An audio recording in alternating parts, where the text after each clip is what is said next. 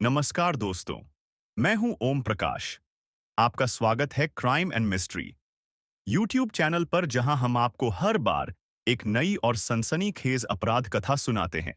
अगर आप हमारे साथ इस रोमांचक सफर का हिस्सा बनना चाहते हैं, तो चैनल को सब्सक्राइब जरूर करें और पास के बेल आइकन को दबाएं, ताकि हमारी हर कहानी आप तक सबसे पहले पहुंचे।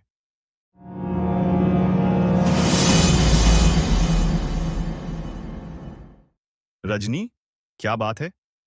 आजकल तुम कुछ बदली बदली सी लग रही हो। पहले की तरह बात भी नहीं करती। मिलना चाहूं तो बहाने बना लेती हो। फोन करूं तो ठीक से बात नहीं करती। कहीं हमारे बीच कोई और तो नहीं आ गया? कमल ने शिकायती लहजे में अपनी प्रेमिका रजनी से पूछा। रजनी ने झिझकते हुए जवाब दिया, नहीं, ऐसी कोई बात नहीं है। मेरे जीवन में तुम्हारे अलावा कोई और आ भी नहीं सकता। रजनी और कमल लखनऊ जिले के थाना निगोहा क्षेत्र के गांव अहिनवार के रहने वाले थे। दोनों का काफी समय से प्रेम संबंध था, लेकिन कुछ दिनों से रजनी अजीब सी लग रही थी, जिससे कमल परेशान था। रजनी, तुम मुझसे कुछ छुपा रही हो। देखो, तुम्हें डरने की जरूरत नहीं है। अगर कोई बात है तो मुझे बताओ, मैं तुम्हारी मदद कर सकता हूं। कमल ने भरोसा दिलाया। रजनी की आंखों में आंसू आ गए। उसने धीरे से कहा, कमल, हमें एक दिन मेरे फूफा गंगा सागर ने देख लिया था। कमल चौंक गया। क्या उन्होंने घर वालों को बता दिया? रजनी ने सिर हिलाते हुए कहा, अभी नहीं, लेकिन वो चुप रहने की कीमत मांग रहे हैं। कितने पैसे? कमल ने पूछा। रजनी का चेहरा डर और घृणा से भर उठा। उसने कांपते हुए कहा, पैसे नहीं, बल्कि वो वो मेरे साथ सोना चाहते हैं। धमकी दे रहे हैं कि अगर उनकी बात नहीं मानी तो सबको बता देंगे और मुझे घर से निकाल दिया जाएगा। कमल का खून खौल उठा। तुम चिंता मत करो, बस मुझे उससे मिलवा दो। हम उसकी हालत ऐसी कर देंगे कि वो किसी को कुछ बताने लायक ही नहीं रहेगा। रजनी घबरा गई। नहीं, उसे मारने की जरूरत नहीं है। अगर कुछ गलत हुआ तो हम ही फंस जाएंगे और बात सबको पता चल जाएगी। कमल ने गुस्से से कहा।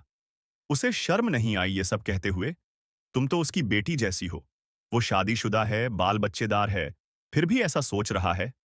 रजनी ने सहमते हुए कहा, मुझे भी यही लग रहा था कि वो मान जाएगा, लेकिन अब तो वो बार बार ब्लैकमेल कर रहा है। कमल ने कड़ाई से कहा, अगर वो फिर से कुछ कहे तो मुझे बताना।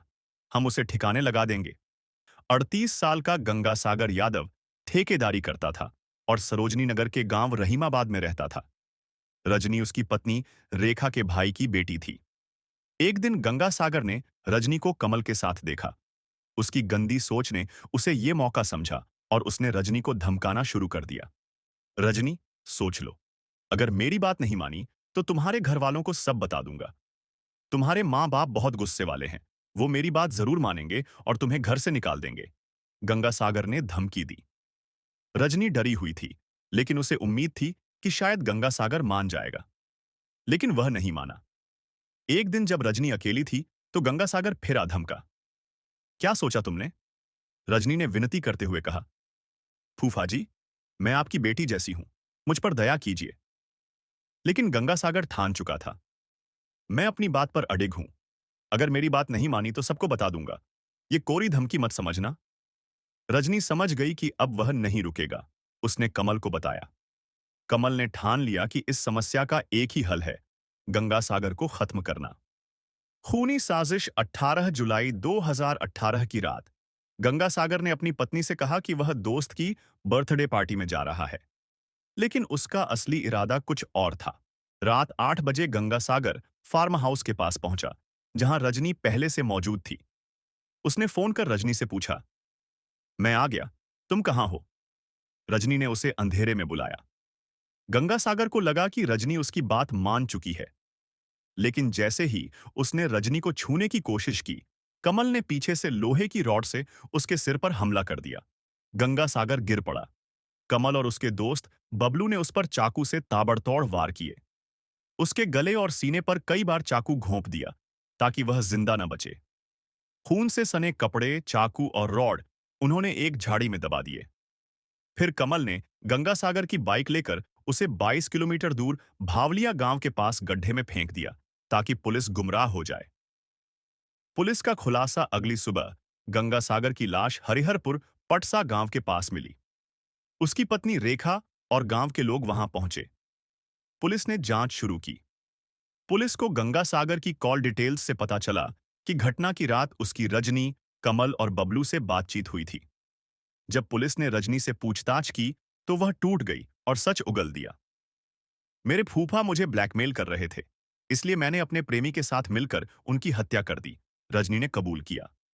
उसने पुलिस को बताया कि कैसे उन्होंने गंगा सागर को मिलने बुलाया और फिर उसकी हत्या कर दी। पुलिस ने 4 दिनों के भीतर केस सुलझा लिया और कमल, बबलू और रजनी को गिरफ्तार कर लिया। एसएसपी कलानिधि नैथानी और एसपी क्राइम दिनेश कुमार सिंह ने इस केस को सुलझाने वाली पुलिस टीम की सराहना की। दोस्तों, कहानी पसंद आई हो तो वीडियो को लाइक करके कमेंट कर दें और चैनल को भी सब्सक्राइब कर लें। धन्यवाद।